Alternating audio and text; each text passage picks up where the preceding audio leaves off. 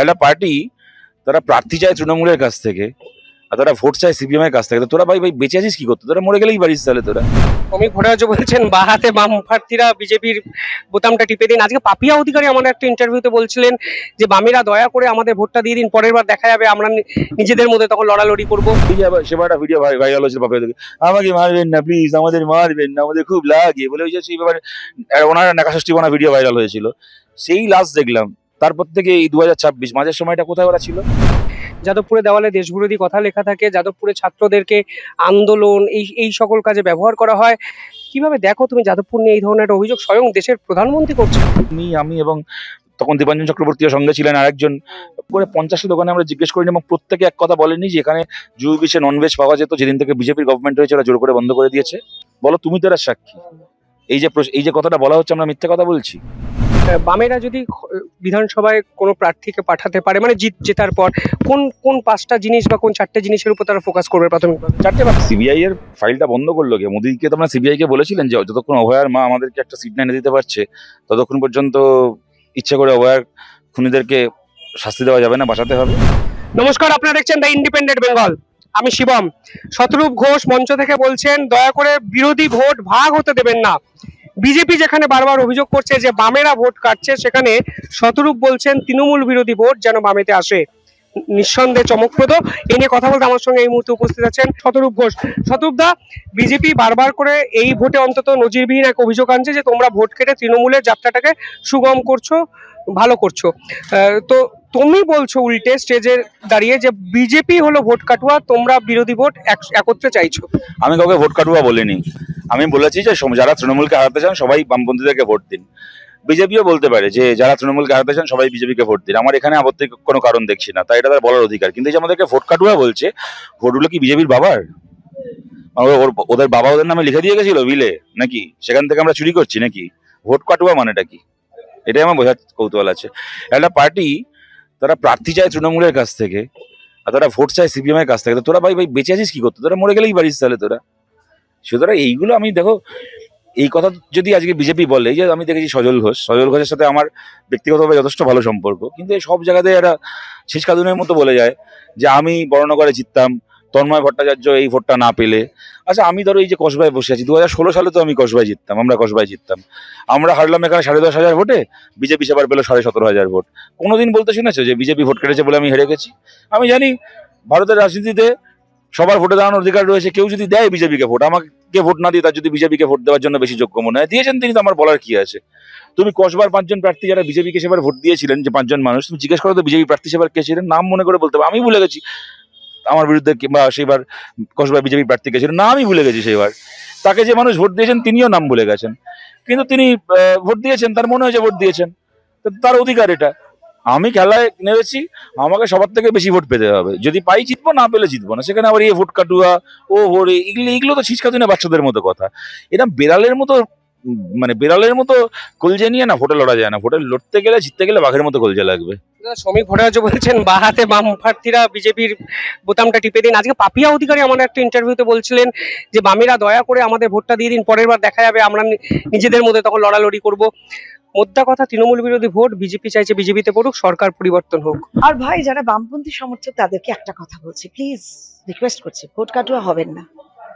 আপনারা আমাদের সঙ্গে আসুন। ভোট কাটুয়া হয়ে কি লাভ? আপনারা তৃণমূলের হাত শক্ত করছেন। আপনাদের তৃণমূলের এগেনস্টে দাঁড়ানোর জন্য বিজেপিকে ভোট দিন, আমাদের সঙ্গে আসুন। We are all arms widened to welcome you all. আমিও কিন্তু বামপন্থী সমর্থক ছিলাম বহুদিন। দেখো আমি আবার বলছি, তৃণমূল বিরোধী ভোট বিজেপি চাইবে বিজেপিতে পড়ুক। আমি চাইবো যে লেফট ফ্রন্টে পড়ুক। এ তো সবাই চাইবে, কে না চায়? তৃণমূল চাইবে বিজেপি বিরোধী ভোট তৃণমূল পাক, আমরা বামপন্থীরা চাইবো বিজেপি বিরোধী ভোট আমরা পাই। সেই চাওয়ার মধ্যে কোনো অন্যায় নেই, কিন্তু এদের কথা বলা ধরনটা থেকে মনে হচ্ছে না ভোটগুলো ওদের বাবারা ওদের নামে লিখে দিয়ে গেছিল। এইটাই আমার একটু অদ্ভুত লাগছে। পাপিয়া অধিকারী নিজে যদি একটা বিক্রয়যোগ্য মানুষ হয়ে থাকেন, উনি সারা জীবন, উনি যে বাবা মার সন্তান, সারা জীবন আইপিটিএ ঘরানায় বড় হয়েছেন, সারা জীবন বামপন্থী একটা পরিবারের সংস্কৃতিতে বড় হয়েছেন, উনি ধান্দাবাজির জন্য এই বয়সে এসে দল বদল করেছেন, করতে পারেন, সেটা ওনার সিদ্ধান্ত। তাহলে উনি পাল্টি খেয়েছেন বলে কি সবাই পাল্টি খেতে হবে? উনি তো 2021-এর বিধানসভা ভোটে প্রার্থী ছিলেন, তো বা সেই সময় বিজেপি জয়েন প্রার্থীও ছিলেন আমার যতদূর মনে পড়ছে। আমার ঠিক ওনার নিজের বোধহয় খেয়াল নেই উনি কি ছিলেন, যাকে, কিন্তু সেই সময় ভোটে লড়াই করেছেন। আজকে 26-এ আবার ভোটে লড়াই করতেছে, এর মধ্যে 21 থেকে 26 মাঝের সময়টা পাপিয়া অধিকারী কোথায় ছিলেন? কটা পুলিশের মার খেয়েছেন পশ্চিমবাংলায়? খেয়েছে তো মিনাকি। সেই যে আবার সেবার একটা ভিডিও ভাইরাল হয়েছিল পাপিয়া অধিকারী, আমাকে মারবেন না প্লিজ, আমাদের মারবেন না, আমাদের খুব লাগে বলে, ওই যে সেই ব্যাপারে ওনার নাকাষষ্ঠী বানা ভিডিও ভাইরাল হয়েছিল। সেই লাস্ট দেখলাম, তারপর থেকে এই 2026 মাঝের সময়টা কোথায় ওরা ছিল? কোন চাকরিহারা ছেলেমেয়ের মিছিলে, কোন আত্মঘাতী কৃষক পরিবারের পাশে, কোন কারখানায় মজুরি না পাওয়া শ্রমিকের লড়াইয়ে উনি ছিলেন? এখন ভোটের আগে আবার এমএলএ হওয়ার জন্য মুখে চড়া মেকআপ করে বেরিয়ে পড়েছেন। মার তো খেয়েছে মাঝের সময়টা মীনাক্ষীরা, দীপশিতারা এই বাংলায় দাপিয়ে রাজনীতি করেছে, লড়াই করেছে, কলতানরা জেলে গেছে। তো আমরা আমরা আমাদের অধিকার নেই ভোট ভোট যাই হোক, এই সমস্ত অবান্তর কথা আমি উত্তর দিতে চাই না। দেখো, আমরা কারুর ভোট কাটার জন্য জোড়ার জন্য লড়ছি না, আমাদের কতগুলো করণীয় লক্ষ্য রয়েছে পশ্চিমবাংলায়। আমরা মনে করি আমরা জিতলে যদি সেই কাজগুলো করার সুযোগ পাই, তাতে বাংলার ভালো হবে। মানুষ যদি আমাদেরকে সেই সুযোগ দেন, আমরা সৎভাবে সেটা করার চেষ্টা করবো, এই হচ্ছে ব্যাপার। তার প্রধানমন্ত্রী নরেন্দ্র মোদী আজকে পানিহাটিতে বলছেন অভয়ার যে কাণ্ড ঘটেছে তার ফাইল ফের নতুন করে খোলা হবে, অর্থাৎ তিলোত্তমা বিচার পাবে, যে বিচার তোমরা বরাবর চেয়েছো। আজকে মোদী সেই একই ভাবে সেই প্রতিশ্রুতি দিলেন বঙ্গবাসীকে। ফাইলটা বন্ধ করলো কে?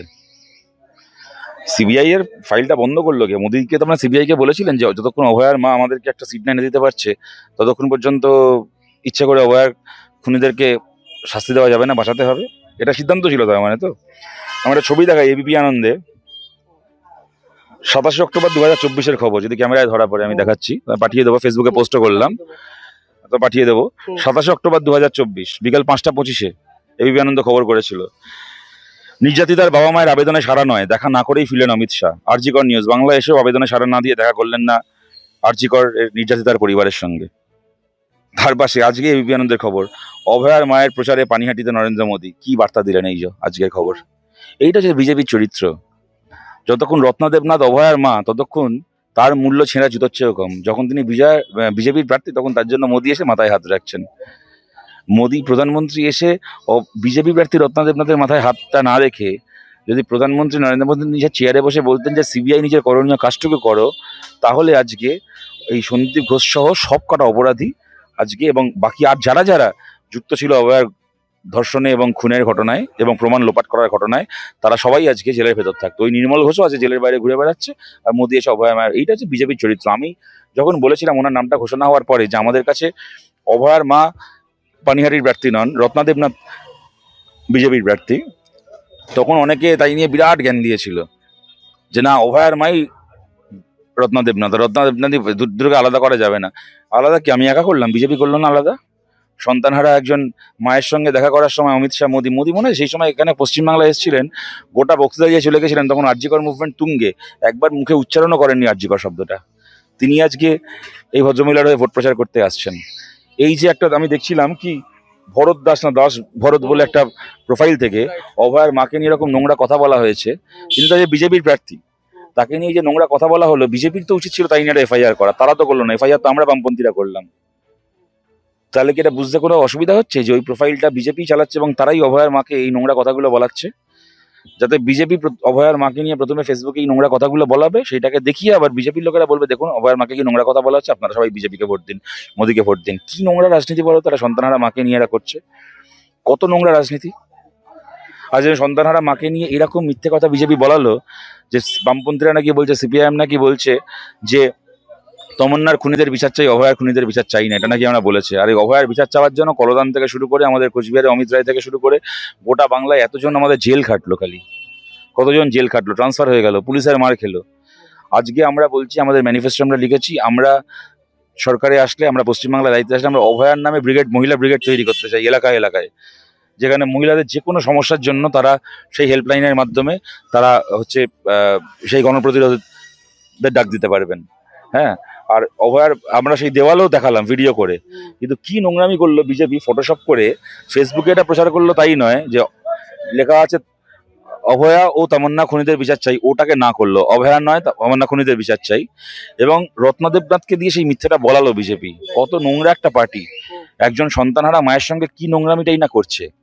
আজকে এনারা আজকে এত কিছু বলছেন, কিন্তু এনাদেরকেই কিন্তু আজ থেকে 2 মাস আগে 3 মাস আগে বলতে শুনেছিলাম শুভেন্দু অধিকারী আমাদের কাছে প্রার্থী হওয়ার প্রপোজাল নিয়ে এসেছিল, আমরা না বলেছি, তারপর থেকে শুভেন্দু আর যোগাযোগ রাখছে না, এনাদেরকেই বলতে শুনেছিলাম।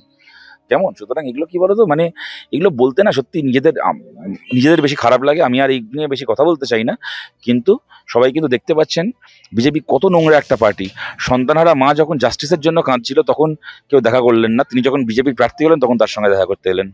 যাদবপুর নিয়ে আজকে প্রধানমন্ত্রী নরেন্দ্র মোদী বিস্ফোরক এক দাবি করেছেন। যাদবপুরে দেওয়ালে দেশবিরোধী কথা লেখা থাকে, যাদবপুরে ছাত্রদেরকে আন্দোলন এই সকল কাজে ব্যবহার করা হয়। কিভাবে দেখো তুমি যাদবপুর নিয়ে এই ধরনের একটা অভিযোগ স্বয়ং দেশের প্রধানমন্ত্রী করছেন?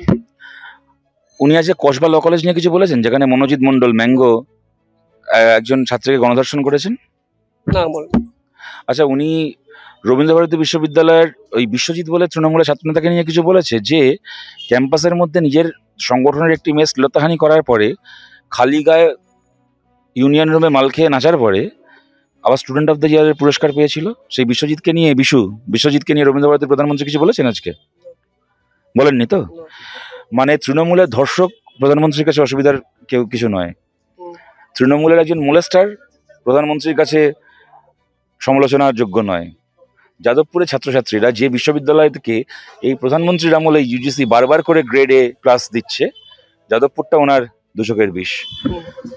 এর থেকে বোঝা যায় যে বিজেপির হাতে শিক্ষা, সংস্কৃতি, কৃষ্টি কতটা বিপন্ন। এরা মহারাষ্ট্রতে জিতে এরা পুনা এফটিআইআই কে শেষ করেছে। গজেন্দ্র চৌহানের মতো একটা মানে বি গ্রেড সিনেমার একটা লোককে নিয়ে গিয়ে, জীবনে একটা যুধিষ্ঠির হয়েছিল মহাভারত, তারপর থেকে মানে ওই সেমি পর্নোগ্রাফি সিনেমা করতো, তাকে পুনা এফটিআই এর সেই চেয়ারে বসিয়েছিল যেখানে যে চেয়ারে একসময় ঋতিক ঘটক বসতেন।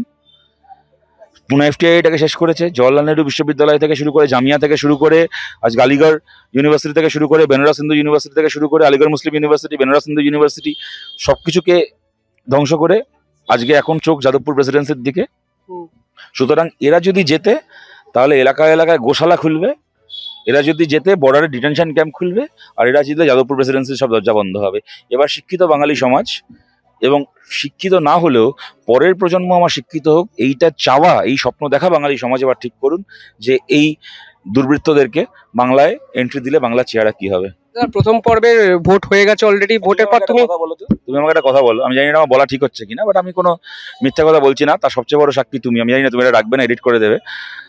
সেটা হচ্ছে যে এই যে এখন এই যে বিজেপিকে নিয়ে কথা হচ্ছে যে নিরামিষ, ওরা আসলে আমিষ খাওয়ার ওপর রেস্ট্রিকশন লাগাবে, এবং তারপরে হচ্ছে তোমার সেই রেস্ট্রিকশন লাগাবে, তার পাল্টা বিজেপি থেকে প্রচার করছে, কেউ হাতে আর এত বড় রুই মাছ নিয়ে প্রচার করছে, কেউ আবার দাঁড়িয়ে আজকে ওই কাঁটা বেছে মাছ খাচ্ছে অনুরাগ ঠাকুর, সে যে বোঝানোর জন্য শ্রমিক ভট্টাচার্য বলছেন যে না বাঙালি মাছ খাবে না, মাংস খাবে না, তা হতেই পারে না, এসব অমূলক কথা।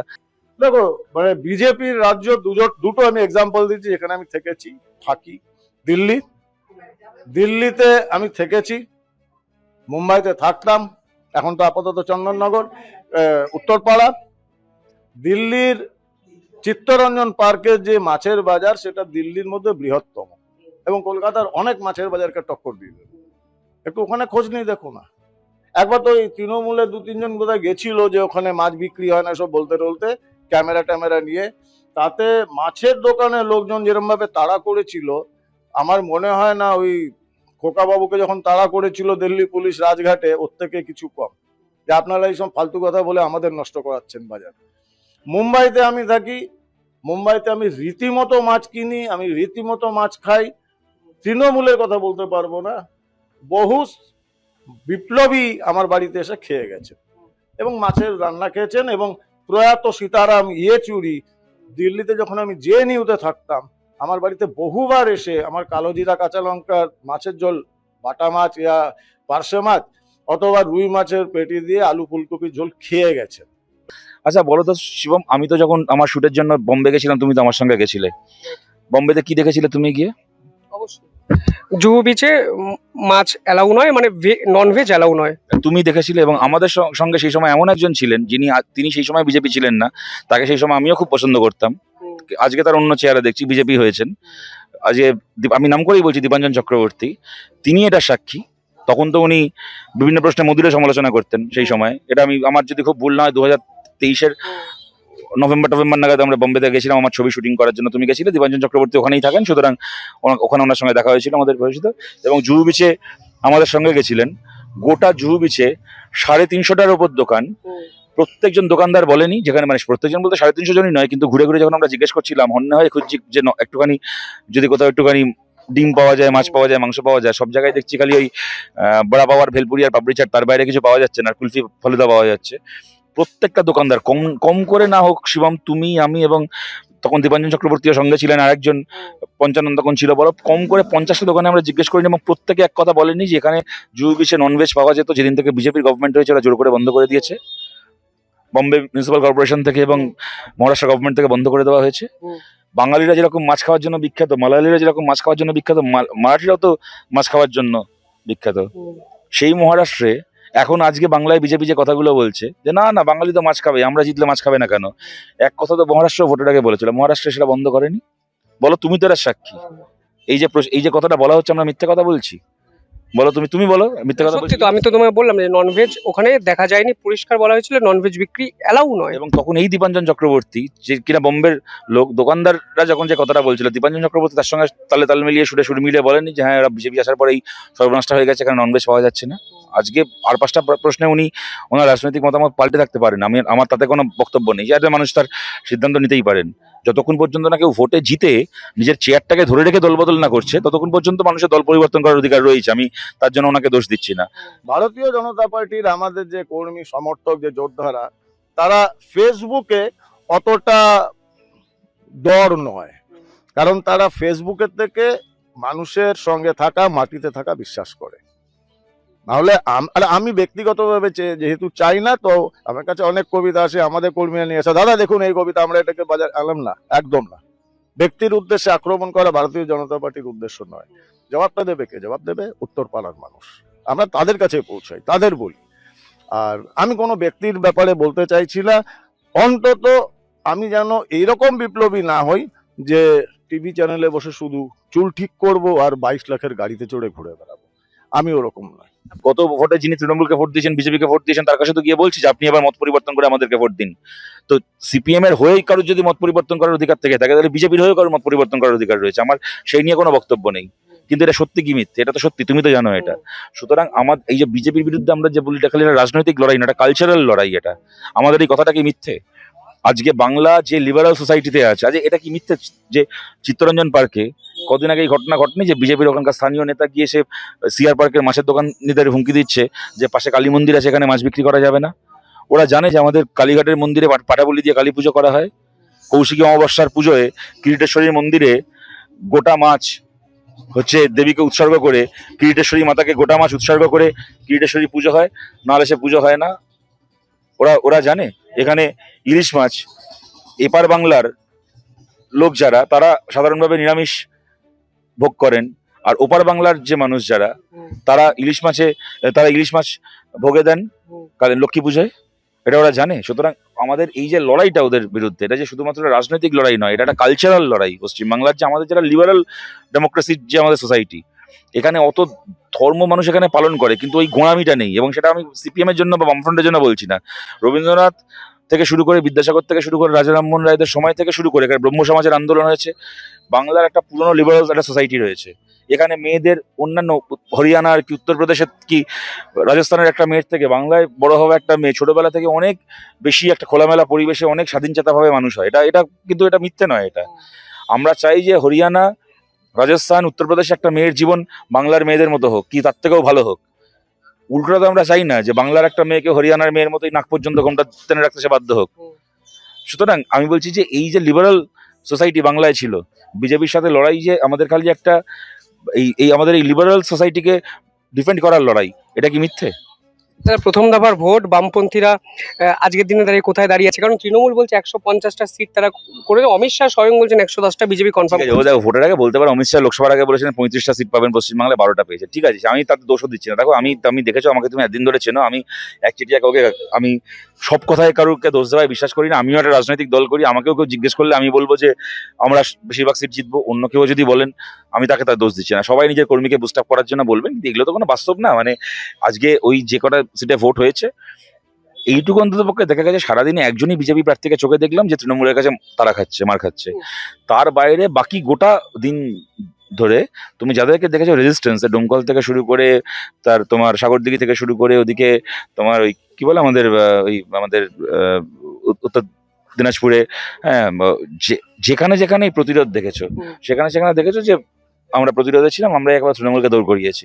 এবার দেখা যাক মানুষ এবার সিদ্ধান্ত নেবেন, সেটা আমরা আমরা আমরা খুব অপটিমিস্টিক যে আমাদের ইতিমধ্যে ওই যে একদিন ধরে বলতো যে বিধানসভায় শূন্য বিধানসভায় শূন্য, কিন্তু এবার আমরা ভালো সংখ্যা নিয়ে বিধানসভায় যাব। তার প্রথম ফেজটাতে আমরা আমরা মানে আমাদের যা আশা সেই অনুযায়ী বা তার থেকে ভালো আমরা রেজাল্ট করবো, আমরা আশাবাদী। দাদা, আমার শেষ প্রশ্ন, বামেরা যদি বিধানসভায় কোনো প্রার্থীকে পাঠাতে পারে, মানে জেতার পর কোন কোন 5টা জিনিস বা কোন 4টে জিনিসের উপর তারা ফোকাস করবে প্রাথমিকভাবে? 4টে 5টা না, একাধিক জিনিস আছে যেগুলো আমরা আমাদের ইশতেহারে বলেছি। আমাদের প্রথম কথা হচ্ছে পশ্চিমবাংলার কন্ট্রাকচুয়াল চাকরিগুলোকে পার্মানেন্ট করতে হবে এবং মাসে অন্ততপক্ষে 22,000 টাকা করে মাইনে। বাংলায় ভাতা বিভিন্ন সরকারি প্রকল্প যেমন চলছে তেমন চলবে, কিন্তু প্রত্যেকটা পরিবার পিছু যেন অন্ততপক্ষে একটা করে স্থায়ী চাকরি হয়। পশ্চিমবাংলায় মাস্টার ডিগ্রি পর্যন্ত কলেজ বিশ্ববিদ্যালয়ে পড়াশোনা সম্পূর্ণ ফ্রি হবে। স্বচ্ছভাবে শিক্ষক নিয়োগ হবে। শিক্ষক থেকে শুরু করে যাবতীয় সরকারি চাকরিতে স্বচ্ছভাবে নিয়োগ হবে, কোনো রকম ঘুষখড়ি ছাড়া। এলাকায় এলাকায় যে একটা ওই বিভিন্ন এলাকায় তৃণমূলের কাউন্সিলর, তাকে কেন্দ্র করে তার মাফিয়া বাইক বাহিনী, পঞ্চায়েত মেম্বার তাকে কেন্দ্র করে বাইক বাহিনী, তাদের হাত থেকে এলাকাগুলো মুক্ত হয়ে এলাকাগুলো মানুষের কাছে আবার ফেরত যাবে। মহিলাদের জন্য একজন এমএলএর যা ল্যাডের টাকা, তার 3 ভাগের 1 ভাগ টাকা বরাদ্দ থাকবে মেয়েদের ডেভেলপমেন্টের জন্য বিভিন্ন স্কিমে। এবং পশ্চিমবাংলায় সমস্ত ধর্ম পালনের অবাধ স্বাধীনতা থাকবে, কিন্তু ধর্ম নিয়ে ঝামেলা, মারামারি, নোংরামি, একে অপরকে অপমান করা, এইটা বন্ধ করতে হবে। পশ্চিমবাংলায় আর হরগোবিন্দ দাসকে, চন্দন দাসকে মরতে হবে না। পশ্চিমবাংলাতে ইমাম রশিদির ছেলে শিবরাতুল্লাহকেও মরতে হবে না দাঙ্গায়। পশ্চিমবাংলায় দুর্গাপুজোর জন্য মহরমের তাজিয়া বন্ধ হবে না, মহরমের তাজিয়ার জন্য দুর্গাপুজোর ভাষণ বন্ধ হবে না। একই দিনে মহরম আর বিজয়া দশমী পড়লে একই রাস্তা দিয়ে তাজিয়া হবে, ভাসানো হবে। কোনো একটা ধর্মকে ছোট করে অন্য ধর্মকে বড় করা হবে না। পশ্চিমবাংলায় মানুষের ধর্ম পালনের অ্যাবসলিউট স্বাধীনতা, অধিকার থাকবে, কিন্তু ধর্ম নিয়ে ব্যবসা করা, ধর্ম নিয়ে রাজনীতি করার এই নোংরামিটা বন্ধ হবে। অবশ্যই পরিষ্কার বলছেন, ধর্মীয় মেরুকরণের রাজনীতি শেষ হবে এই বঙ্গে যদি বামেরা কাউকে পাঠাতে পারে বিধানসভায়। স্বপ্ন দেখাচ্ছে আমাদের লক্ষ্য না, আমাদের লক্ষ্য এমন সংখ্যক বিধায়ক পশ্চিমবাংলার বিধানসভায় যাক যাতে বামপন্থীদেরকে বাদ দিয়ে সামনের 5 বছর পশ্চিমবাংলার রাজনীতি পরিচালিত হতে না পারে। দুজনকে পাঠানোটা এখানে প্রশ্ন না। এই সংখ্যক বিধায়ক নিয়ে আমরা বামপন্থীরা, তার সঙ্গে আমাদের সিপিআইএম এর লিবারেশন লড়াই করছেন, সবাই মিলে এসডিপিআই যেখানে আছে, এইটা আমাদের লক্ষ্য, এই লক্ষ্য নিয়ে আমরা লড়ছি। লক্ষ্য পরিষ্কার, স্বপ্ন পরিষ্কার, বাংলার মানুষ স্বপ্ন দেখেছেন। বিধানসভা নির্বাচনের ভোট বাক্সে কি রিফ্লেকশন হয় 4 মে আমরা জানতে পারবো। দেখতে থাকুন দ্য ইন্ডিপেন্ডেন্ট বেঙ্গল। ধন্যবাদ শত্রুরা, ধন্যবাদ আপনাদেরও।